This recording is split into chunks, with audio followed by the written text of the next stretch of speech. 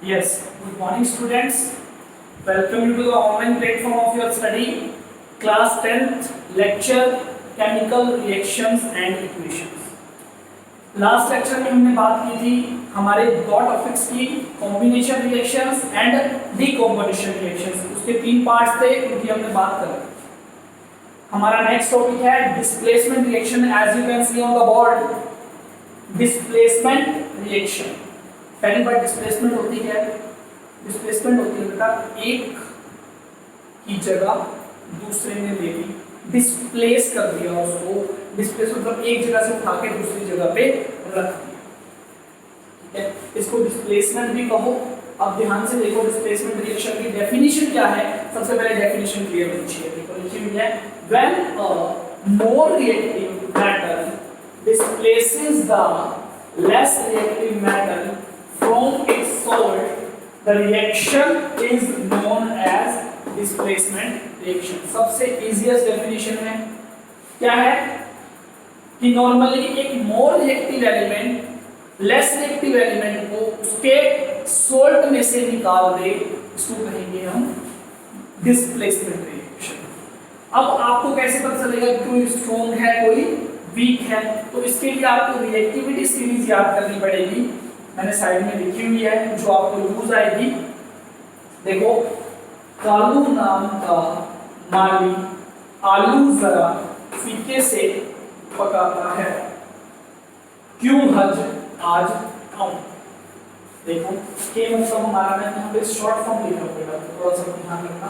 Potassium, sodium, calcium, magnesium, aluminium, zinc, iron. Acid क्या होता है? टिन, लेड, हाइड्रोजन, कॉपर, एचडीज, mercury, silver and AU is your import. तो ये सारी क्या है? जब हम ऊपर से नीचे आ रहे हैं तो रिएक्टिविटी क्या हो रही है? डिक्रीज हो रही है, कम हो रही है। जब ऊपर से जब मतलब हमारी जो पोटेशियम होगा वो क्या होगा? मोर रिएक्टिव होगा। किससे? सोडियम, कैल्शियम, इन सब से। तो इसका एक एग्जांपल सिंपल सा लेके बताता हूं, यहाँ पे बहुत इजी सा है और बहुत वेल नोन है। Zinc plus copper sulphate.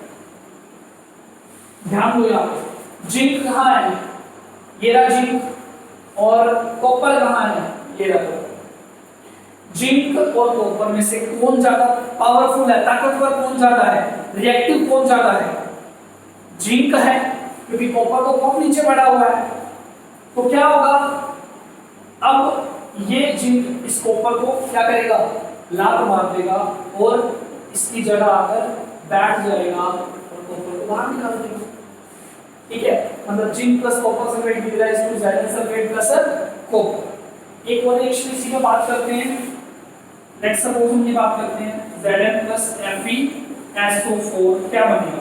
अब ध्यान से Fe को देखो भाई, कहां पे है? आयरन कहां पे है? जिंक आयरन, मतलब जिंक आयरन के ऊपर है, मतलब इससे तो पावरफुल है ना। तो ये भी क्या करेगा? इसको हिट करेगा, जिंक सल्फेट प्लस Fe बाहर निकाल देगा। मैंने एक रिएक्शन और लिख दी यहाँ पे, इसको ध्यान से समझना बेटा, बहुत इजी भी है और समझ गए तो बहुत अच्छा होगा। कॉपर प्लस आयरन सल्फेट या फिर फेरस सल्फेट कह सकता हूं उसको मैं। अगर लास्ट लेक्चर देखे हो तो वहां पे मैंने लिखवाया था कि आयरन में जब 2 पॉजिटिव चार्ज होता है तो उसको फेरस कहते हैं ना, ferrous sulphate. Copper plus ferrous sulphate क्या होगा? कॉपर देखो यहाँ पे कहां है? ये और आयरन देखो कहां पे? ये आयरन। अब मेरे को बताओ, कॉपर अब आयरन सल्फेट का सॉल्ट बना है, क्या कॉपर में इतनी हिम्मत है कि आयरन को लाल मार दे? देखो कॉपर तो बहुत नीचे है, मतलब कॉपर में इतनी हिम्मत नहीं है। तो यहाँ पे क्या होगा? नो रिएक्शन होगी। रिएक्शन क्लियर हुआ? क्लियर है? तो अब ये क्या चीज है? इस रिएक्शन का बहुत ज्यादा पार्ट है हमारी एवरीडे लाइफ में, बहुत ज्यादा पार्ट है इस रिएक्शन का। देखो इसी के साथ अब मेरी बात सुनो ध्यान से। देखो डिस्प्लेसमेंट रिएक्शन क्लियर हुई, कैसे पहचाननी है वो क्लियर हुआ। मैं इसको रब कर रहा हूँ। नेक्स्ट पॉइंट बताता हूँ इसी का, एक और बहुत अच्छा पार्ट है, वो क्या है,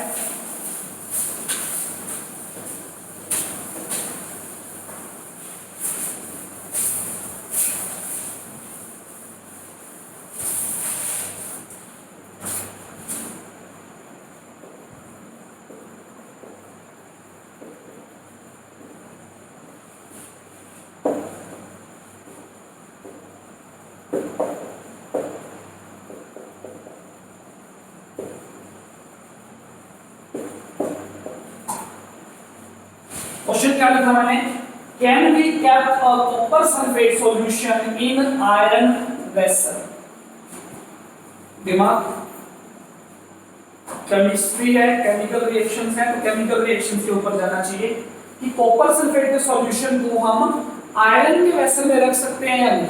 जब आयरन का वेसल मतलब Fe प्लस कॉपर सल्फेट। अब ध्यान दो, उसी सीरीज के ऊपर बैक में जाके हमारा आयरन कॉपर से बहुत ऊपर बढ़ा हुआ है। अगर आयरन बहुत ऊपर बढ़ा हुआ है तो ऑब्वियस सी बात है कि आयरन क्या है, स्ट्रॉन्ग है। अगर आयरन स्ट्रॉन्ग है तो इसको क्या करेगा, कॉपर को काट मारेगा और क्या बना देगा, आयरन सल्फेट प्लस कॉपर। अब रिएक्शन हो गई। अब मेरी बात सुनो, आप किसी भी चीज को किसी भी वेसल के अंदर कब रखते हो, जब आप उसको स्टोर कर रहा हो ना, आपकी चीज खराब ना हो। जबकि आपने आयरन के अंदर जब उसको रख लिया कॉपर सल्फेट को, तो आपको बन क्या गया, आयरन सल्फेट। जबकि आपको चाहिए क्या था, कॉपर सल्फेट। तो रिएक्शन तो हो गई ना।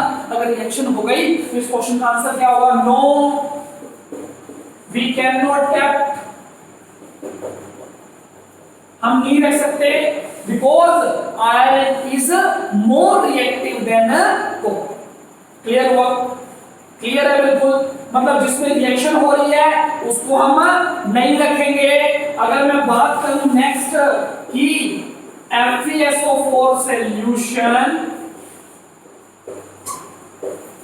ठीक है, can we keep FeSO4 solution in copper vessel. अब क्या कहोगे बेटा, अब आप सबका आंसर एक ही होना चाहिए कि कॉपर वेसल के अंदर रख सकते हो या नहीं। कॉपर प्लस FeSO4 रिएक्शन है, नो रिएक्शन होगी ही नहीं। अगर रिएक्शन ही नहीं हो रही तो आपको कोई खतरा नहीं है। आप कॉपर का बर्तन लेके आओ और उसमें आयरन सल्फेट को डाल दो, वो खराब नहीं होगा कभी भी। क्लियर है, तो इस चीज को आप देख सकते हो। आपकी डिस्प्लेसमेंट रिएक्शन कंप्लीट होती है इसी के साथ। इंपॉर्टेंट थी, बहुत ज्यादा इंपॉर्टेंट है, इसीलिए करवा रहा हूं। हाँ जी बेटा, विदाउट वेस्टिंग योर टाइम देखिए नेक्स्ट रिएक्शन है डबल डिस्प्लेसमेंट रिएक्शन। तो डबल डिस्प्लेसमेंट रिएक्शन क्या होगी, जैसे डिस्प्लेसमेंट में क्या था, एक ही मेटल का आयन या कैटायन जो भी चेंज हो रहा था।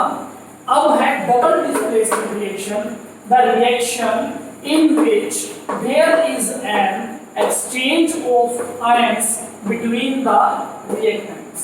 reactants के बीच में, reactant मतलब जो रिएक्ट कर रहे हैं, called डबल डिस्प्लेसमेंट रिएक्शन। ध्यान से देखिए, अब आयंस का जो एक्सचेंज है वो रिएक्टेंट्स के बीच में होगा। यहाँ पे क्या है, Na के साथ SO4 है, मतलब सोडियम सल्फेट और बेरियम क्लोराइड। और जब प्रोडक्ट बना तो क्या बना, बेरियम के साथ सल्फेट आ गया, मतलब बेरियम सल्फेट के साथ हो गया और सोडियम क्लोराइड के साथ रिएक्ट हो गया। तो मतलब डबल डिस्प्लेसमेंट हुई है। डबल डिस्प्लेसमेंट मतलब दोनों ने एक दूसरे के आयंस को इंटरचेंज कर दिया है। क्लियर है। इसके बाद इसी रिएक्शन में देखो, ध्यान से देखो इस रिएक्शन, सॉरी इस रिएक्शन को ध्यान से देखिए बेटा। यस, इस रिएक्शन को ध्यान से देखिए बेटा। इस रिएक्शन में क्या है, आपका सोडियम सल्फेट जो था वो भी एक्वस था, मतलब पानी में घुला हुआ था। बेरियम क्लोराइड भी पानी में घुला हुआ था। बेरियम सल्फेट सॉलिड है, मतलब ये प्रेसिपिटेट की फॉर्म में नीचे बैठ रहा है सॉल्यूशन के अंदर। मतलब याद रखना, if one of the product, दिमाग यहां पे लगाना बेटा, इफ वन ऑफ प्रोडक्ट, एक product is insoluble and settle down, अगर एक प्रोडक्ट इनसॉल्युबल है और सेटल डाउन हो रहा है तो उस डबल डिस्प्लेसमेंट रिएक्शन को क्या कहेंगे? प्रेसिपिटेशन। क्या कहेंगे? प्रेसिपिटेशन। क्या कहेंगे? प्रेसिपिटेशन। अगर आपने ये नोट कर लिया हो, ध्यान से देखिए, मैं इसको रब करने जा रहा हूं बेटा।